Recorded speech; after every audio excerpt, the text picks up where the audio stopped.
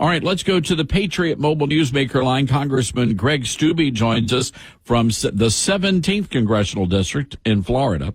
So, Congressman, I think this was a hit job last night on Joe Biden by the Democrats. I agree with you 100%.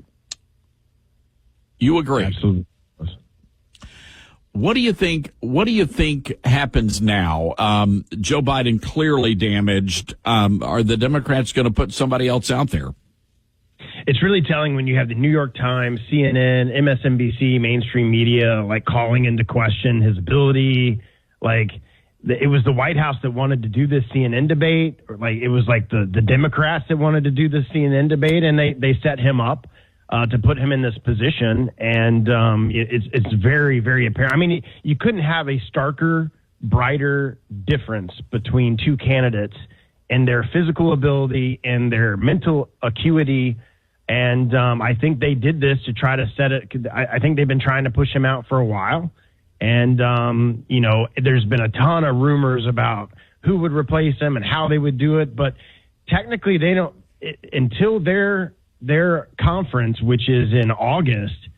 Those delegates now they're pledged to Joe Biden. But if Joe Biden decides to pull out, then those delegates are free to vote for whoever they want. And then the question is who do they replace him with? I don't know. I mean, it's been a rumored thing for a while. I wouldn't be shocked that in a week you see Joe Biden, take the stage and say, I can't do this anymore. And then again, it's the Democratic Party that's going to put a person up for president that not a single American has voted for in any state in our country.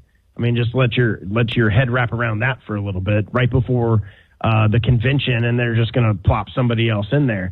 I think it would have to be Kamala just from a financial standpoint. If those donors gave money to Biden-Harris's campaign, that money is not fungible. It can't go to somebody else. I don't know. And then Kamala would be able to, if it's her, then obviously she'd be able to pick a new VP. I don't know. I think we're in completely uncharted territories. As a conservative who wants Trump to win, obviously Joe Biden being on the ticket is great for us, I think. So I think that's a great thing for us to have Trump versus Biden in November because moderates, independents, they see that he's completely incapable, which completely calls into question all the things that the White House has been saying about him being able to run circles around his staff.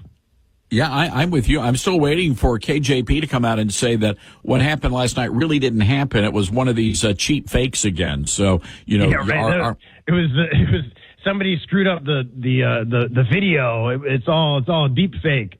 Didn't really happen. It's unbelievable. On the other hand, President Trump was prepared. I was just really impressed with his debate performance last night. He did a great job. People obviously have told him he needs to dial back the attacks and be more, have a much more calm demeanor about himself. I thought he did an excellent job. I think he displayed the differences between the two candidates very, very well on the issues, talked about things that, one, he has done and things that he will do, and then called out the lies. I mean, Joe Biden straight up says on national television that the Border Patrol Union endorsed him. They didn't endorse him. They endorsed Donald Trump. Yeah. And what's crazy is during that, right away, Border Patrol's union sends out a tweet saying, nope, we haven't endorsed Joe Biden and we're not going to ever endorse Joe Biden. So he just makes stuff up. And it's great that Trump was able to call a lot of that out.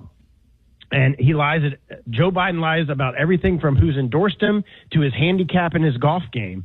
And it's finally gotten to the point. They've lied to Americans for so long that it's finally got to the point where everyday Americans realize that everything that comes out of this White House is a lie. And you go back to Russia. You go back to and I'm glad this was brought up too in the debate, 51 intelligence individuals. And if you go back to the last debate that Joe Biden and Trump had, Joe Biden stood on the stage and said that 51 people said that Hunter's laptop was Russian disinformation and completely dismissed it. And all of that was a lie. We now know that all of those people lied.